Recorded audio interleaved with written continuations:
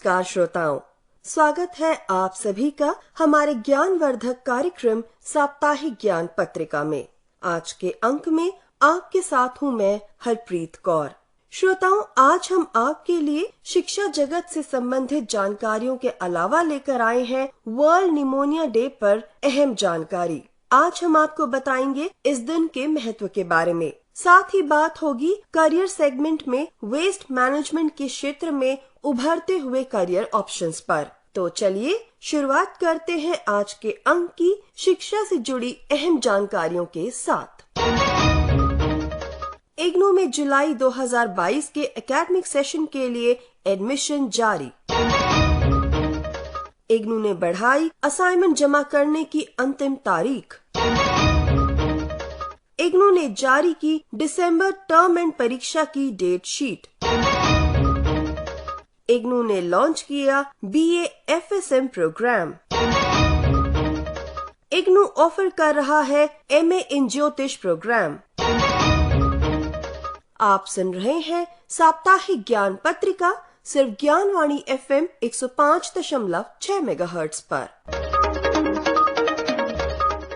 इंदिरा गांधी राष्ट्रीय मुक्त विश्वविद्यालय में जुलाई 2022 के एकेडमिक सेशन में दाखिले के लिए आप आवेदन कर सकते हैं। इसके लिए आप अधिक जानकारी इग्नू की ऑफिशियल वेबसाइट www.ignu.ac.in से प्राप्त कर सकते हैं। हम आपको बता दें कि आप इग्नू के अंडर ग्रेजुएट और पोस्ट ग्रेजुएट प्रोग्राम्स के लिए आवेदन कर सकते हैं। इन सभी प्रोग्राम्स की जानकारी आप इग्नू की वेबसाइट से प्रोस्पेक्टस डाउनलोड करके प्राप्त कर सकते हैं।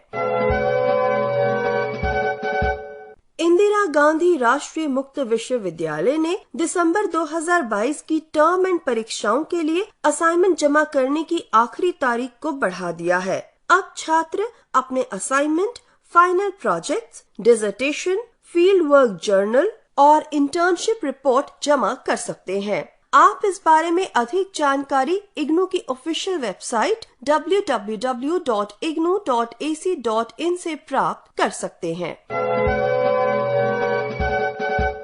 Indira Gandhi national open university ने टर्म एंड एग्जाम दिसंबर 2022 परीक्षाओं की डेट शीट जारी कर दी है। इग्नू ने टर्म एंड परीक्षा दिसंबर का संभावित टाइम टेबल अपनी वेबसाइट www.ignu.ac.in पर जारी कर दिया है। ये परीक्षाएं 2 दिसंबर से शुरू होंगी और 5 जनवरी 2023 तक चलेंगी। परीक्षा 2 शिफ्टों में आयोजित की जाएंगी। पहली शिफ्ट सुबह 10 बजे से दोपहर 1 बजे तक होगी, जबकि सेकंड शिफ्ट दोपहर 2 बजे से शाम 5 बजे तक आयोजित की जाएगी। एग्जाम डेट नोटिस में ये भी कहा गया है कि डेट शीट टेंटेटिव है, यानी कि इसमें बाद में बदलाव भी किए जा सकते हैं। ये परीक्षा मल्टीपल चॉइस क्वेश्चंस वाली होगी और OMR शीट पर देनी होगी। डेट शीट में परीक्षा की तारीख और समय के साथ विषय कोड भी दिए गए हैं। हम आपको ये बता दें कि जिन छात्रों ने अभी तक अपने असाइनमेंट जमा नहीं किए हैं, वे अपने असाइनमेंट जल्द से जल्द जमा कर दें, क्योंकि बिना असाइनमेंट जमा किए आप परीक्षा के लिए एलिजिबल नहीं हो पाएंगे। आप अपने असाइनमेंट इग्नू की ऑफिशियल वेबसाइट www.ignu.ac.in के माध्यम से जमा कर सकते हैं। स्टूडेंट्स को अगर डेट शीट में कोई कमी लगती है तो वे इग्नू को सूचित कर सकते हैं। स्टूडेंट्स डेट शीट को लेकर अपनी समस्या datesheet@ignu.ac.in पर लिखकर भेज सकते हैं। इंदिरा गांधी राष्ट्रीय मुक्त विश्वविद्यालय ने जनवरी 2022 के एकेडमिक सेशन से लॉन्च किया है BA उर्दू ऑनर्स प्रोग्राम। ये 48 क्रेडिट का प्रोग्राम है और इस प्रोग्राम को करने के बाद छात्रों के लिए करियर के बेहतरीन ऑप्शंस अवेलेबल होंगे। हम आपको ये बता दें कि इग्नू से BA उर्दू ऑनर्स करने के बाद आप उर्दू में MA और PhD भी कर सकते हैं। इस प्रोग्राम और अन्य प्रोग्राम्स की जानकारी देते हुए इग्नू के स्कूल ऑफ ह्यूमैनिटीज से associate professor doctor Ahmad Ali Jauhar ने हमें बताया, हमारे डिसिप्लिन ऑफ उर्दू में BA ऑनर्स उर्दू प्रोग्राम जनवरी 2022 में शुरू हुआ है। ये प्रोग्राम काफी अहम है। इसमें उर्दू के core courses, discipline specific elective courses, generic और स्किल कोर्सेज, कुल 48 क्रेडिट के ये प्रोग्राम है। इस प्रोग्राम को करने के बाद जो टीचिंग में है उनको प्रमोशन में फायदा मिलेगा। इसके अलावा टीचर बनने में, बीएड करने में फायदा मिलेगा। और गवर्नमेंट और प्राइवेट बहुत से जो महकमे हैं, जो शोबे हैं, उसमें तर्जुमा निगारी में और भी दीगर शोबों में उनको इस प्रोग्राम को करने के बाद बहुत जॉब के मौके मिलेंगे। बीए ऑनर्स उर्दू करने के बाद आप सिविल सर्विसेज में भी जा सकते हैं, स्टेट पब्लिक सर्विस कमीशन में भी जा सकते हैं। हमारे यहाँ एमए उर्दू का प्रोग्राम चल रहा है। एमए उर्दू प्रोग्राम करने के बाद आप नेट जेआरएफ करके, रिसर्च करके आगे एकेडमिक में आ सकते हैं, प्रोफेसर बनेंगे आप। हमारे यहाँ बीए जनरल का भी कोर्स चल रहा है। बीए जनरल का कोर्स करने के बाद बहुत से लोग मुख्तलिफ शोबों में, टीचिंग से लेके, म्यूजियम से लेके, महकमे अदालत है और भी दीगर महकमों में, तर्जुमे में और भी टीचिंग नॉन टीचिंग बहुत सी जगहों पे वो जॉब पाने में कामयाब हुए हैं। डिप्लोमा और सर्टिफिकेट का हमारे यहाँ भी प्रोग्राम चल रहा है। तो हमारे उर्दू डिसिप्लिन में certificate in Urdu language, diploma in Urdu language, BA general programme, BA honours Urdu programme, MA in Urdu programme और पीएचडी प्रोग्राम, इतने सारे प्रोग्राम चल रहे हैं। और ये तमाम प्रोग्राम बहुत ही फायदेमंद हैं, जॉब को फराहम करने के हिसाब से भी और उसके अलावा एक मुहज्जब समाज को बनाने के हिसाब से भी। आज के जमाने की जो जरूरत है, उन तमाम जरूरतों के पेश नजर हमने करिकुलम भी डिजाइन किया है, हमने निसाब बनाया है, ताकि हमारे बीए ऑनर्स उर्दू करने वाले बच्चे, एमए उर्दू करने वाले बच्चे वो सरकारी जॉब पाने में भी कामयाब हो सके और प्राइवेट सेक्टर में भी वो सफिशिएंट हो सके। तो मेरा मशवरा है कि आप लोग खूब दिलचस्पी से, दिलजमी से हमारे प्रोग्राम से जुड़िए और हमारे प्रोग्राम को कीजिए और बेहतरीन मुस्तकबिल बनाइए। इंदिरा गांधी राष्ट्रीय मुक्त विश्वविद्यालय का स्कूल ऑफ ह्यूमैनिटीज एमए इन ज्योतिष प्रोग्राम ऑफर करता है। ये एक तरह से स्किल बेस्ड प्रोग्राम है जो छात्रों को उनके करियर में आगे बढ़ने में काफी मदद करता है। इस प्रोग्राम में अगर आप एडमिशन लेना चाहते हैं तो इसकी एलिजिबिलिटी सिर्फ ग्रेजुएशन है। जी हाँ, आप चाहे किसी भी फील्ड में ग्रेजुएट हो, आप इस प्रोग्राम में पोस्ट ग्रेजुएशन कर सकते हैं। इस विषय में अधिक जानकारी देते हुए इग्नू के स्कूल ऑफ ह्यूमैनिटीज से संस्कृत डिपार्टमेंट में कार्यरत डॉक्टर देवेश कुमार मिश्रा ने हमें बताया, इग्नू के द्वारा 1 वर्ष पूर्व से ही एमए ज्योतिष कार्यक्रम अध्ययन आरंभ किया जा चुका है। इसमें भारी मात्रा में प्रवेश हो भी चुके हैं, वर्तमान सत्र के प्रवेश हो भी रहे हैं। आप इस प्रोग्राम से परिचित होना चाहें, हमारी यही इच्छा है। इस कार्यक्रम में ज्योतिष के फलित, गणित और सिद्धांत तीनों पक्षों को पढ़ाया जाता है, ताकि कोई भी व्यक्ति यदि भारत की ज्योतिष विद्या से परिचित होना चाहता है तो उसे ज्योतिष के गणित का, ज्योतिष के फलित का और ज्योतिष के सिद्धांत का ठीक ज्ञान भी हो सके और वह इससे परिचित होकर के पूरा ज्ञान संपन्न होकर के ज्योतिष का उपयोग कर सके। इस कार्यक्रम में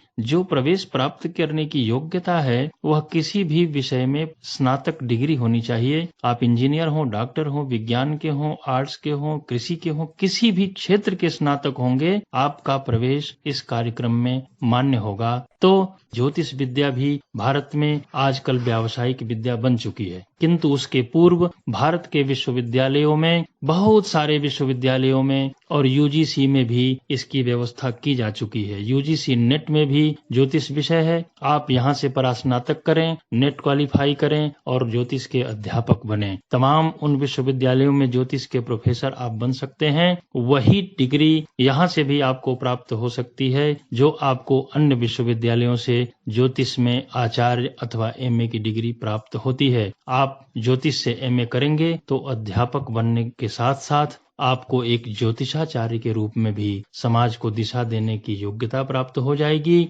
और आप व्यवसाय के क्षेत्र में भी इसका उपयोग करने में सफल हो सकेंगे। बहुत बहुत धन्यवाद। इंदिरा गांधी राष्ट्रीय मुक्त विश्वविद्यालय में जिन छात्र छात्राओं ने स्नातक, स्नातकोत्तर डिग्री प्रोग्राम, पीजी डिप्लोमा या सर्टिफिकेट प्रोग्राम्स को कंप्लीट कर लिया है, वो इग्नू के 36वें दीक्षांत समारोह के लिए अपना रजिस्ट्रेशन करवा सकते हैं। अधिक जानकारी के लिए आप इग्नू की वेबसाइट www.ignu.ac.in पर लॉगिन करें और इस विषय में डिटेल्ड इंफॉर्मेशन प्राप्त करें। इंदिरा गांधी राष्ट्रीय मुक्त विश्वविद्यालय के school of journalism and new media studies के तहत एक निबंध लेखन यानी एसे राइटिंग कंपटीशन का आयोजन किया जा रहा है। इसका विषय है अमृत काल में राष्ट्र निर्माण और भारतीय युवा यानी nation building in Amrit Kaal and Indian youth, Swami Vivekananda as a source of inspiration. इच्छुक छात्र छात्राएं इस विषय पर 1200 से 1500 शब्दों का निबंध हिंदी या अंग्रेजी व तमिल में भी लिखकर हमें भेज सकते हैं। अंतिम तिथि है 7 दिसंबर 2022। अधिक जानकारी के लिए आप इग्नू की वेबसाइट www.ignu.ac.in पर लॉगिन कर सकते हैं।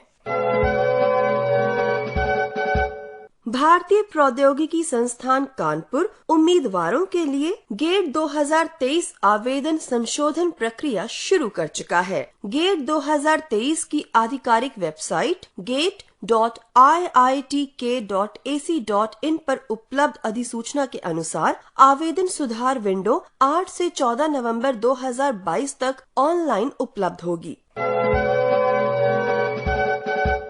नेशनल टेस्टिंग एजेंसी यानी NTA जल्द ही JEE मेंस 2023 परीक्षा की तारीखों की घोषणा कर सकता है। बीटेक पेपर के लिए JEE मेंस 2023 परीक्षा पैटर्न बहुविकल्पीय प्रश्नों और संख्यात्मक प्रश्नों के लिए आयोजित किया जाएगा। JEE मेंस 2023 के बीटेक पेपर में 3 खंड होंगे, भौतिकी, रसायन विज्ञान और गणित। आप इस विषय में अधिक जानकारी JEE main in.nta.nic.in से प्राप्त कर सकते हैं। JEE मेंस जैसी अत्यधिक प्रतिस्पर्धी परीक्षा के लिए योग्य माने जाने के लिए आवेदकों को एक उचित रणनीति का पालन करना चाहिए और तैयारी के दौरान उपलब्ध सर्वोत्तम पुस्तकों को ही पढ़ना चाहिए। JEE मेंस 2022 प्रश्न पत्र पिछले वर्ष के पैटर्न के अनुसार प्रवेश परीक्षा में प्रत्येक विषय के लिए 2 खंड होंगे। सेक्शन A में जहां 20 अनिवार्य बहुविकल्पीय प्रश्न होंगे, वहीं सेक्शन B में 10 संख्यात्मक प्रश्न होंगे, जिनमें से छात्रों को केवल 5 का उत्तर देना होगा। अधिक जानकारी आप jeein.nta.nic.in से प्राप्त कर सकते हैं। राष्ट्रीय फैशन प्रौद्योगिकी संस्थान यानी NIFT की प्रवेश परीक्षा के लिए रजिस्ट्रेशन प्रक्रिया शुरू हो चुकी है। आवेदन करने के इच्छुक छात्र छात्राएं आधिकारिक वेबसाइट पर रजिस्ट्रेशन कर सकते हैं। आवेदन पत्र जमा करने की अंतिम तारीख 31 दिसंबर निर्धारित की गई है। NIFT में दाखिला लेने के इच्छुक छात्र को किसी भी मान्यता प्राप्त बोर्ड से 12वीं परीक्षा पास होना अनिवार्य है। जो उम्मीदवार NIFT परीक्षा 2023 को पास करेंगे, वे बैचलर ऑफ डिजाइन यानी BDS, accessories design, fashion communication, fashion design, knitwear design, leather design और टेक्सटाइल डिजाइन जैसे प्रोग्राम्स में अपनी डिग्री कर सकते हैं। मास्टर ऑफ फैशन मैनेजमेंट तथा master of fashion technology course में भी वे प्रवेश ले सकते हैं। आवेदन करने के लिए छात्र की अधिकतम उम्र 24 वर्ष से कम होनी चाहिए, जबकि आरक्षित श्रेणी के उम्मीदवारों को अधिकतम आयु सीमा में 5 वर्ष की छूट दी जाएगी।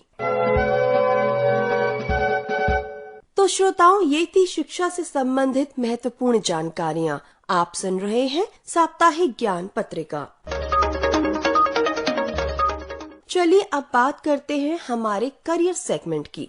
आज हमारे करियर सेगमेंट में हम जानेंगे कि किस तरह से आप वेस्ट मैनेजमेंट के क्षेत्र में अपना करियर बना सकते हैं।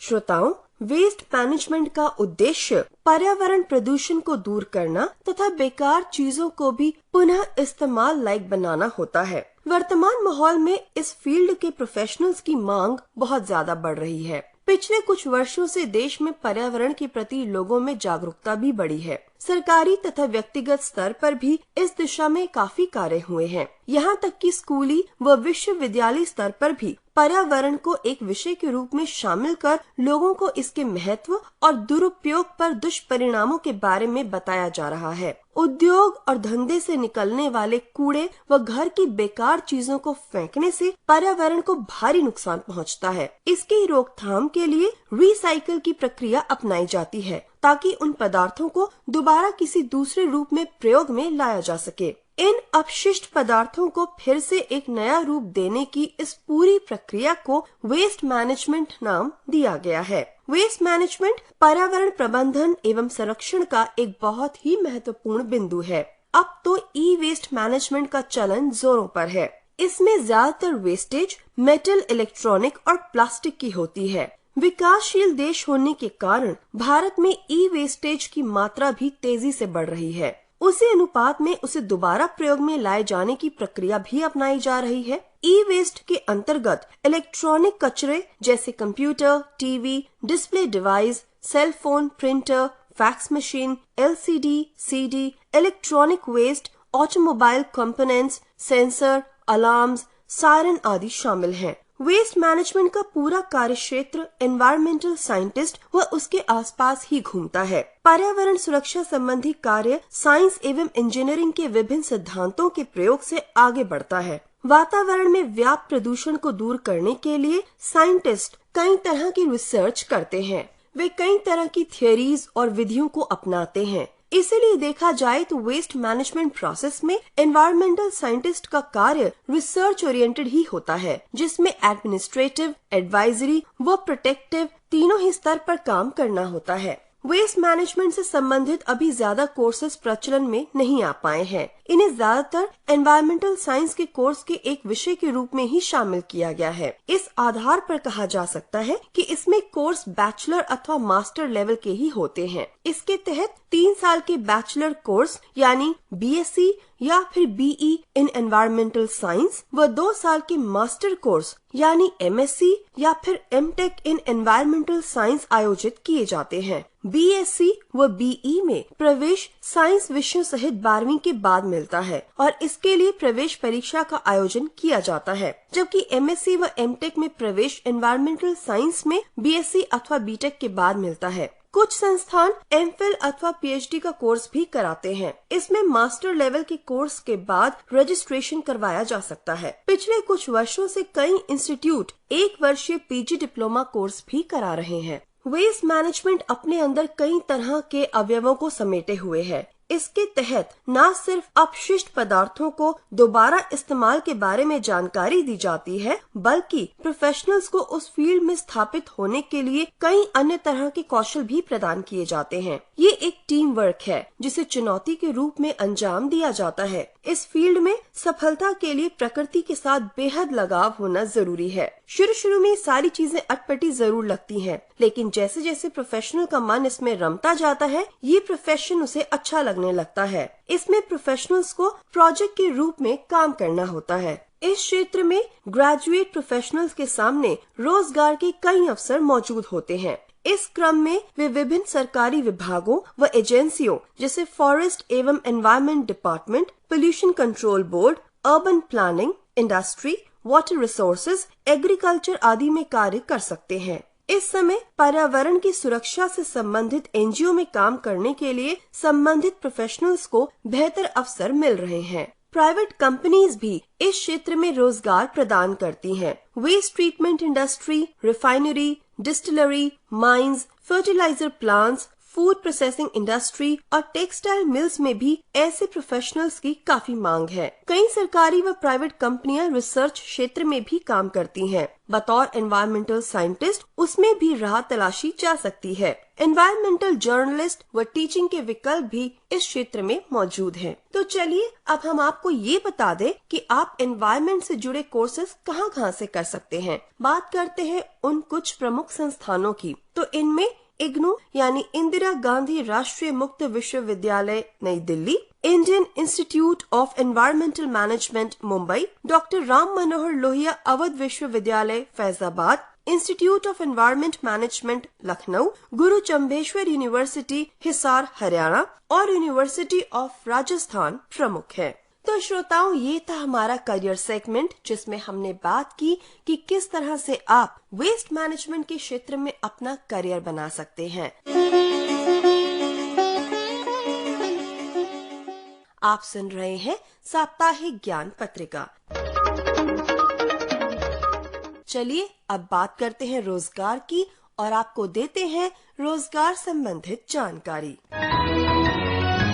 National institute of plant genome research recruitment के तहत प्रोजेक्ट साइंटिस्ट, रिसर्च एसोसिएट के पदों के लिए आवेदन आमंत्रित किए गए हैं। आप इन सभी पदों के लिए 30 नवंबर 2022 तक आवेदन कर सकते हैं। अधिक जानकारी के लिए लॉगिन करें www.nipgr.ac.in पर। United Nations Development Programme recruitment के तहत आप प्रोजेक्ट एनालिस्ट के रूप में आवेदन कर सकते हैं। आप इस पद के लिए 22 नवंबर 2022 तक आवेदन कर सकते हैं। अधिक जानकारी के लिए लॉगिन करें www.undp.org पर। Institute of company secretaries of India में कंसल्टेंट के पद के लिए आवेदन आमंत्रित किए गए हैं। आप इस पद के लिए 21 नवंबर 2022 तक आवेदन कर सकते हैं। अधिक जानकारी आप www.icsi.edu से प्राप्त कर सकते हैं। इंडियन एग्रीकल्चरल रिसर्च इंस्टीट्यूट में रिसर्च एसोसिएट की पोस्ट के लिए आप 24 नवंबर 2022 तक आवेदन कर सकते हैं। अधिक जानकारी के लिए लॉगिन करें www.iari.res.in पर। तो श्रोताओं, ये थी रोजगार संबंधित जानकारी। आप सुन रहे हैं साप्ताहिक ज्ञान पत्रिका, सिर्फ ज्ञानवाणी FM 105.6 मेगाहर्ट्ज पर। श्रोताओं, अब समय है कुछ रोचक तथ्यों को जानने का हमारे segment history of the week में। 6 नवंबर 1962 में राष्ट्रीय रक्षा परिषद की स्थापना हुई थी। 7 नवंबर 1888 में भारत के महान भौतिक शास्त्री सीवी रमन का जन्म हुआ था।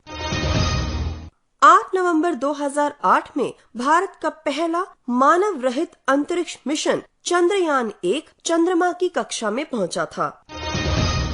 9 नवंबर 2000 में उत्तराखंड राज्य की स्थापना की गई थी। लंबे समय से चली आ रही पृथक राज्य की मांग को स्वीकार करते हुए उत्तर प्रदेश के एक हिस्से को राज्य बनाया गया था। 10 नवंबर 1885 को गॉटलिब डैमलर ने दुनिया में पहली मोटरसाइकिल पेश की थी। 11 नवंबर 1973 में पहली अंतर्राष्ट्रीय डाक टिकट प्रदर्शनी नई दिल्ली में शुरू की गई थी। और 12 नवंबर 1946 को मदन मोहन मालवीय का जन्म हुआ था। वे एक महान स्वतंत्रता सेनानी, राजनीतिज्ञ, शिक्षाविद और एक समाज सुधारक थे। तो श्रोताओं, इन्हीं सब कारणों से रहा बीता सप्ताह इतिहास में खास। आप सुन रहे हैं साप्ताहिक ज्ञान पत्रिका। श्रोताओं, अब समय है हमारे स्पेशल सेगमेंट का, और जैसा कि हमने आपको शुरू में बताया, आज हमारे स्पेशल सेगमेंट में हम बात करेंगे वर्ल्ड निमोनिया डे की।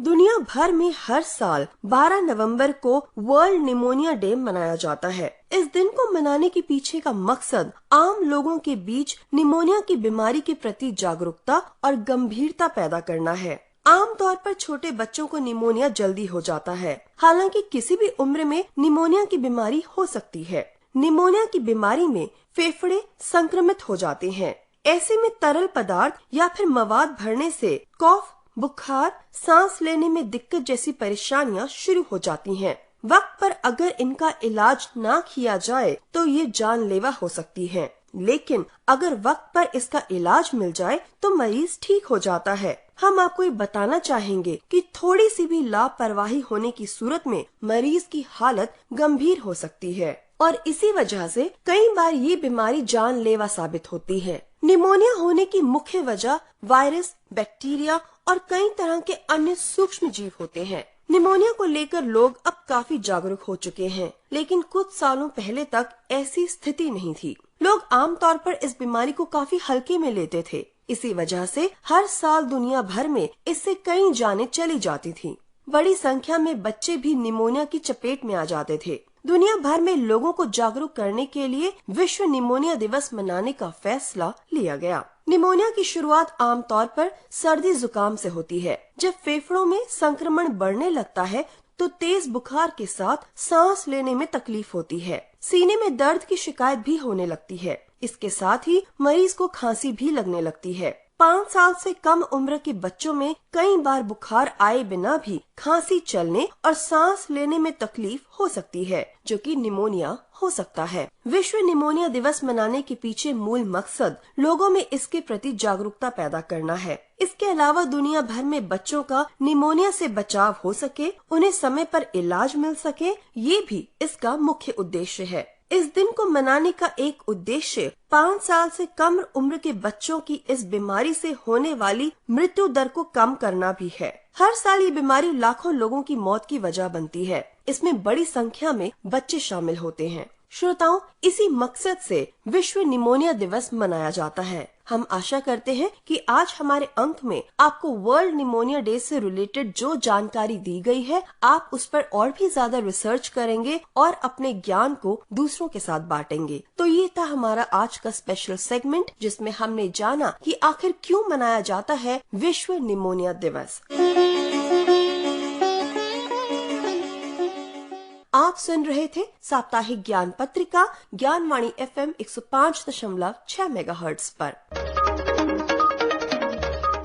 श्रोताओं, हमारा ये कार्यक्रम आप सुनते हैं हर शनिवार सुबह 10:30 बजे सिर्फ ज्ञानवाणी FM पर।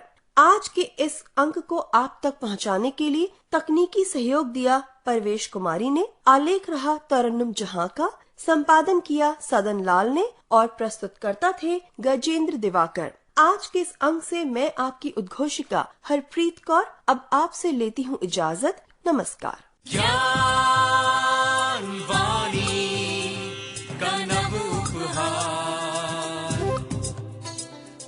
शिक्षा